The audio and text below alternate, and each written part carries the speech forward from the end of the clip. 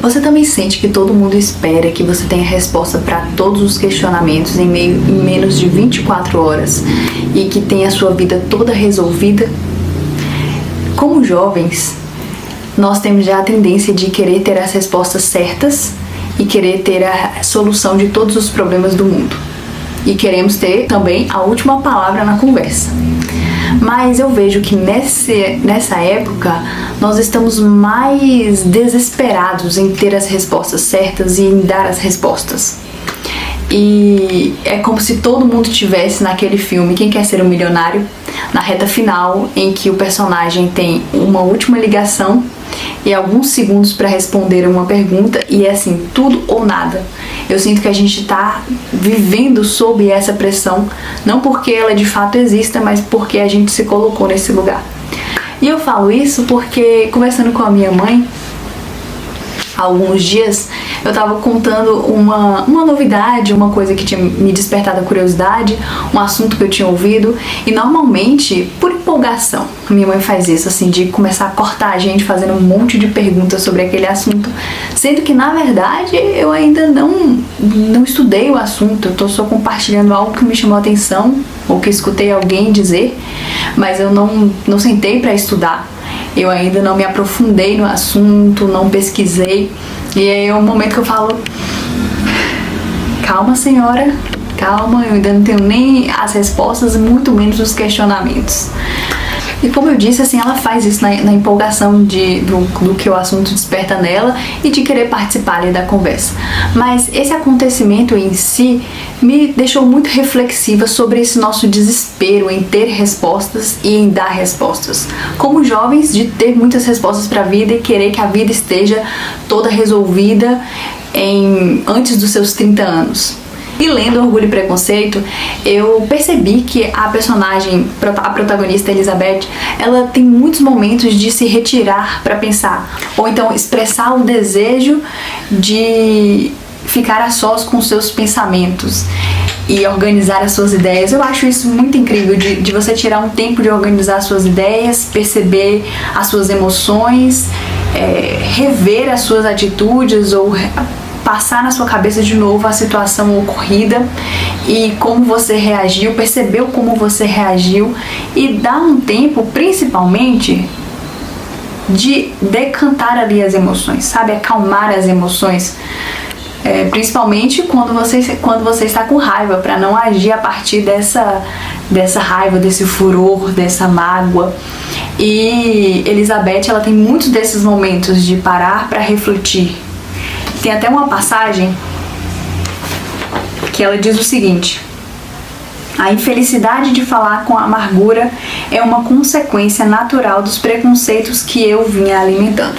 Vou ler de novo. A infelicidade de falar com amargura é uma consequência natural dos preconceitos que eu vinha alimentando.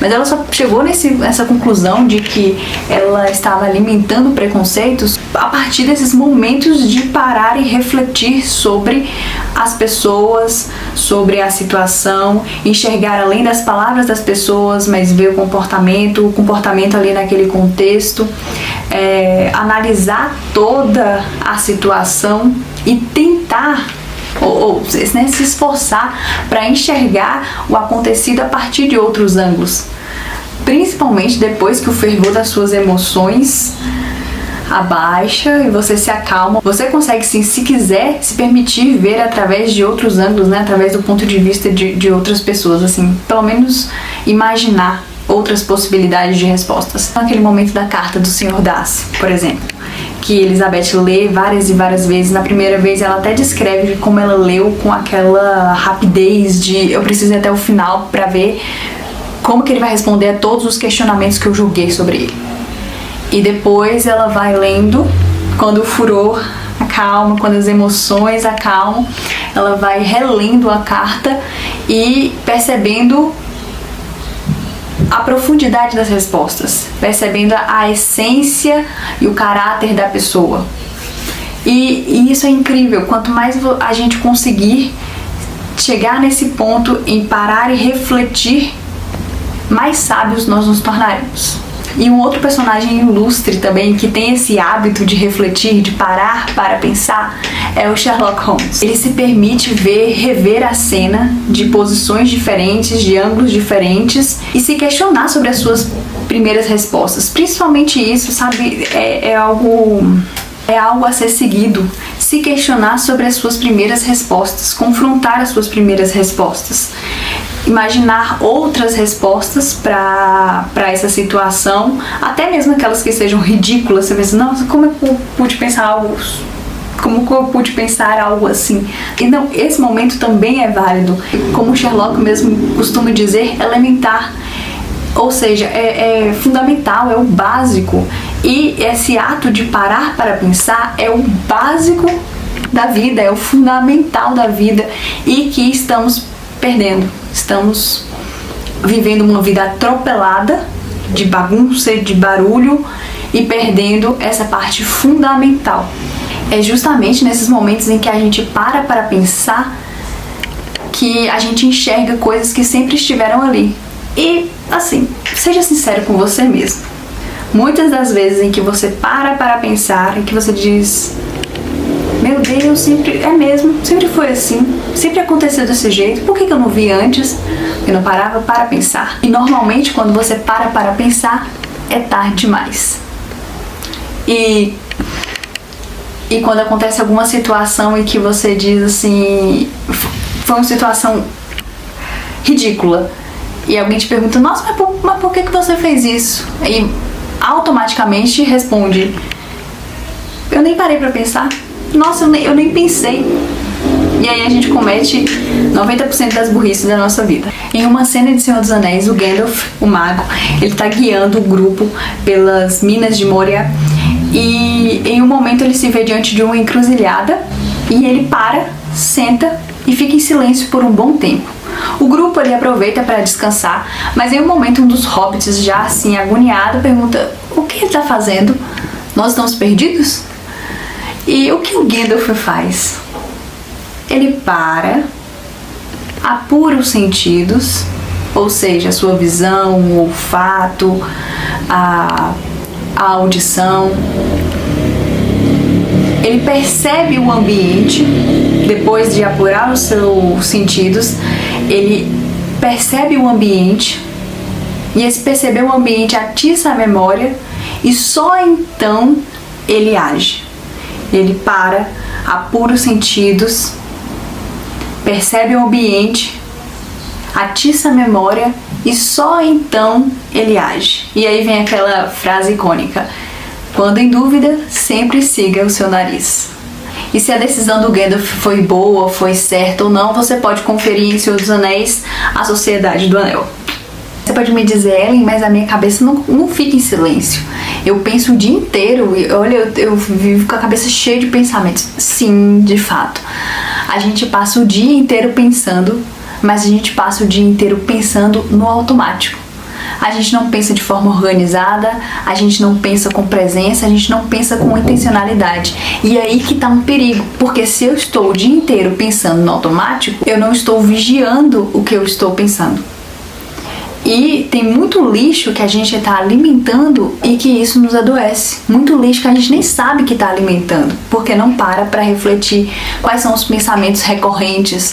Ou então, sabe a louça que você não lava e vai só acumulando? Depois eu faço. Sabe a roupa que você tem para lavar ou para dobrar e que você não faz e fica lá acumulando, arrumando? Sabe aquele trabalho que tá assim dando, ai, não quero pensar nisso agora, não quero resolver isso agora, e você fica ali acumulando até o momento em que não dá mais e você precisa enfrentar e você fala, meu Deus, estou sendo soterrada pela louça, estou sendo soterrada pela roupa, estou sendo soterrada pelo trabalho, o que está acontecendo?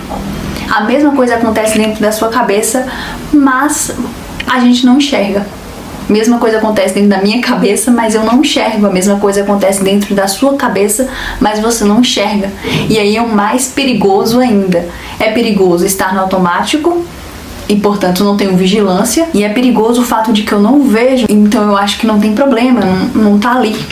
E viver de uma forma barulhenta, atropelada, bagunçada, corrida, nos adoece. E como eu falei, a gente corre o risco de estar alimentando aquilo que nos adoece. Para quem mesmo já sabe que tem a cabeça muito agitada, o bom é tirar isso que está na sua mente, no abstrato, e trazer para o papel. Escreve, grava, de uma forma que você consiga perceber o que está ali sempre passando pela sua cabeça, quais são os pensamentos recorrentes. E sabe, a gente às vezes tem até pensamentos recorrentes que são bons, tem alguma coisa ali que vem sempre martelando e é uma coisa boa, só que é uma coisa que não vai nos dar trabalho, então a gente não quer enfrentar nem esse pensamento e resolver a situação, porque a gente sabe que vai dar trabalho. Então, confronte os pensamentos que estão na sua cabeça, confronte aquilo que você sempre fez. Eu sempre fiz desse jeito, eu sempre comi isso, eu sempre sempre falei isso, eu sempre escrevi assim, eu sempre fiz assim, eu sempre... Confronte esse eu sempre fiz assim, porque às vezes você não sabe nem de onde veio, qual a origem do você sempre fez assim. E quando eu não sei a origem de algo, eu não tenho como tratar. Então, o princípio básico da organização: você tira tudo do lugar, você seleciona, você limpa e depois você coloca tudo de volta, escolhendo uma nova ordem, fazendo de um novo jeito que funcione para você. Então, o mesmo vale para essa sua cabeça que está pensando demais ou que está desordenada. É importante tirar um momento para refletir, não só quando você precisar tomar grandes decisões, mas refletir sobre como foi seu comportamento durante todo esse dia. Eu estou cultivando os hábitos que vão me levar à vida que eu quero? Perguntas simples, que não é só responder sim ou não. Eu não vou trazer uma resposta agora, não é aquele ping-pong, aquele bate-bola no final da entrevista, de uma pergunta, resposta rápida. Não é assim, você não vai ter a resposta de cara. É preciso pegar essa pergunta e se colocar diante dela, se demorando diante dessa pergunta, para aí você ir se construindo, para que a sua vida fique sólida. Como disse Sócrates, uma vida sem reflexão não vale a pena ser vivida. De novo, uma vida sem reflexão não vale a pena ser vivida. Aproveite esse privilégio de parar para pensar. Muitas vezes você vai perceber que as suas respostas já estão ali diante de você. Eu estava comentando com minha irmã essa semana de como o fato de eu parar para observar uma situação ali no meu trabalho, eu percebi que eu estava desorganizada e as coisas das quais eu estava assim achando ruim para mim, durante o meu dia, ali na minha organização no meu dia, algo que eu estava percebendo que estava ruim para mim, a resposta estava bem ali diante de mim durante todos os dias em que eu já estive trabalhando. Então, parar para pensar, estar com presença, com intencionalidade diante do seu assunto, é um privilégio.